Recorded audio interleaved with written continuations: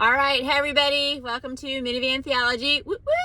We are on random verse number 2. This is our second in the series, and this is the first time that I posted the verse on Monday. So if you're following along and you're like, interested in doing that in between Monday and today, Wednesday, you could do that. So I put it out there on Monday, just in a post. I didn't do a YouTube video. And so, yeah, here I am back in the Whole Foods parking lot up here in volleyball land. It's been a lot of volleyball, lots of volleyball going on. Tournament this last weekend, back up here for practices. It's school vacation week, except it's not a vacation because I'm still driving everywhere. And like the kids are in driver's ed. So, womp womp. Definitely not a beach. The parking lot in New Hampshire, not a beach. But what we do have, because it's not really a vacation, is Minivan Theology. So this week I posted the verse on Monday and it was Acts 15:19. Acts 15:19. So we're just gonna go at it. We're gonna just get going and jump in and see. You can, if you took notes or looked into it yourself this weekend or these past 3 days, you can see if you have some of the same answers. And we're gonna use that same postcard analogy. So if you don't know what I'm talking about, go back and watch the first one from last week, or you could go way back in the Wayback Machine to the one that I did at the beginning of the whole thing. So the postcard comes, and the postcard tells us who, what, and when, right? So we're going to look at Acts 15:19, and we're first going to say who. Well, who wrote the book of Acts? Now, remember, I'm encouraging all of you to have a good study Bible. You can cheat and be online, but I'm telling you, Wikipedia has mistakes. And so you want to have a good study Bible because then you know it's been vetted properly. And so you can just flip to the beginning of any of the books of the Bible and they'll give you what they believe is the author of the book, if it doesn't say so in the intro. And so in the case of Acts, it opens by saying this is the second book. It says in the first book, O Theophilus. And so most scholars believe, and it's really not that much, it's not contested, that Luke wrote both the Gospel of Luke and the book of Acts. And so he wrote Luke as his first book and Acts as his second book. So that's the who wrote it. There's a couple context clues as you go about both the Gospel of Luke and the book of Acts that can get into sort of showing that and maybe proving that a little bit.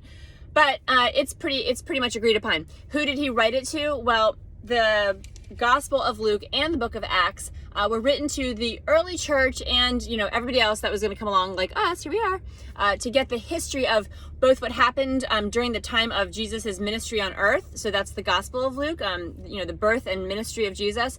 And then the Acts, it's in some translations, it's actually called the Acts of the Apostles, records the history of that very, very early church, like when it was just starting. Jesus, he died, he resurrected, he ascended, and then what? And so Acts kind of picks up right there. And so that's kind of the who wrote it, Luke. Who's he writing it to? Well, so he's writing it to Theophilus because he says so in verse 1 of chapter 1. But it's really, it's for all Christians as they think about the history of this early church. So what? Well, when I ask the question what with this, it's sort of talking about what style is this? What genre? I said, sometimes we read prophecy and sometimes we read poetry. What's the style of the book of Acts?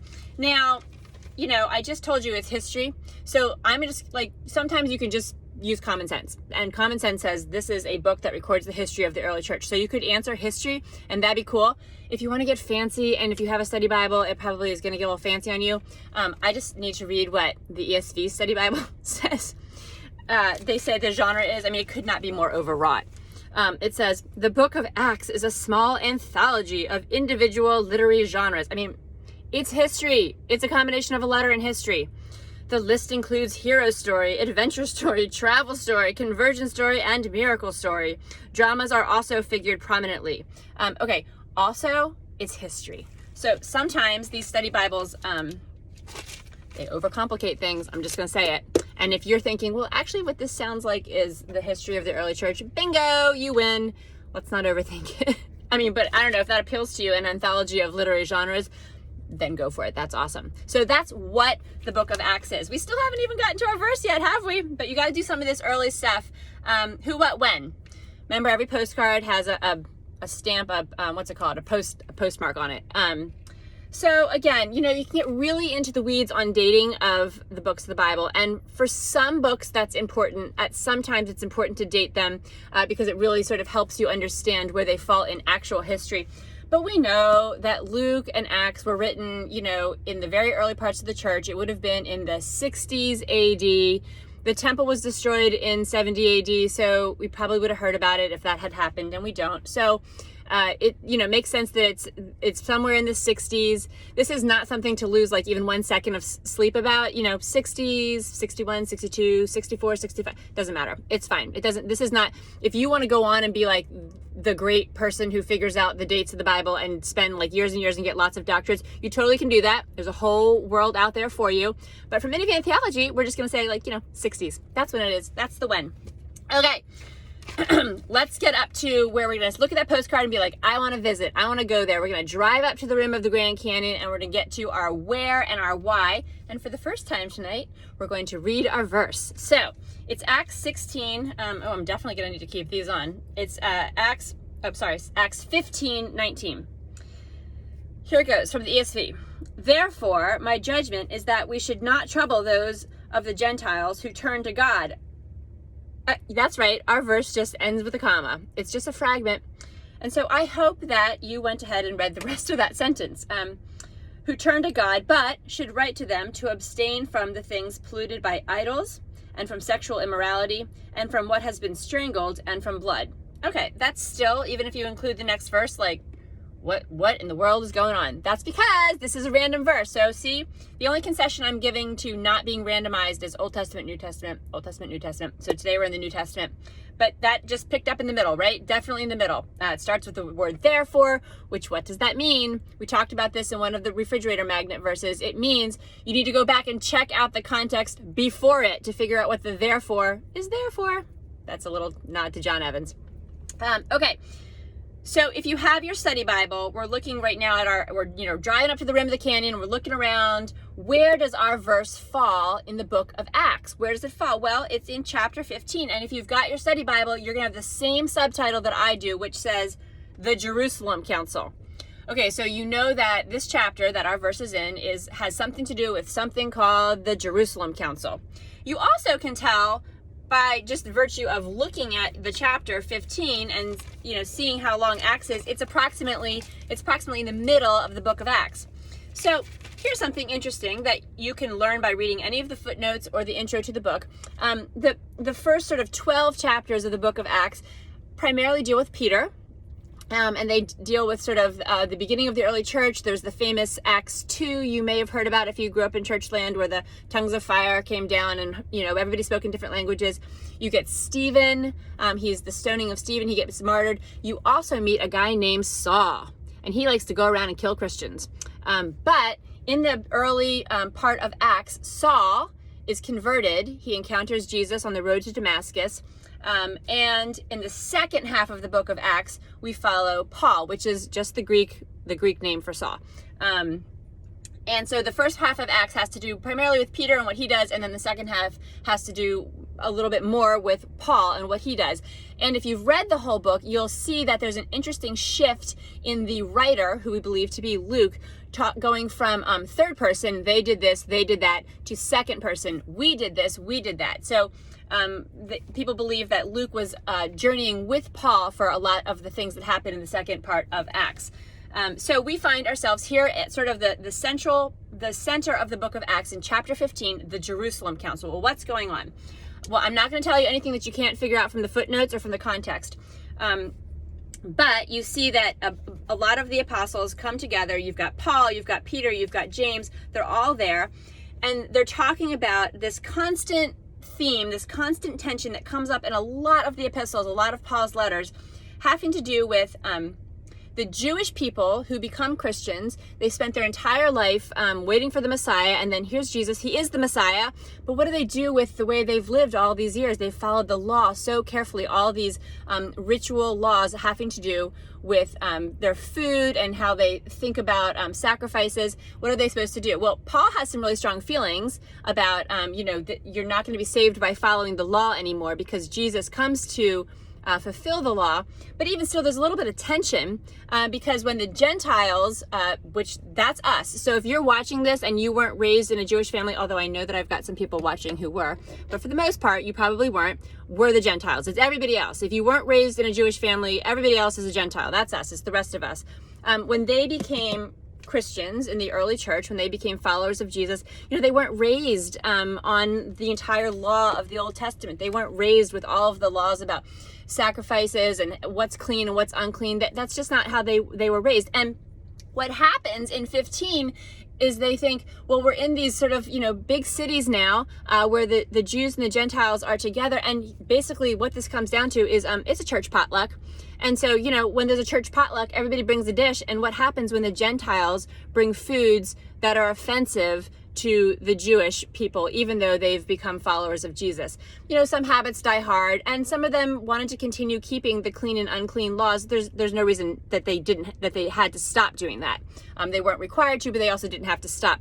And so they're talking about this. Now there's another layer that comes in. It's the people that were sort of pushing the Gentiles to take on every aspect of this life were also saying that the men had to be circumcised. Well, that's a whole different level, right? Like, it's one thing to bring a meal to the potluck that's not going to be offensive to the person you're sitting next to. It's a whole nother thing to permanently alter your body, right?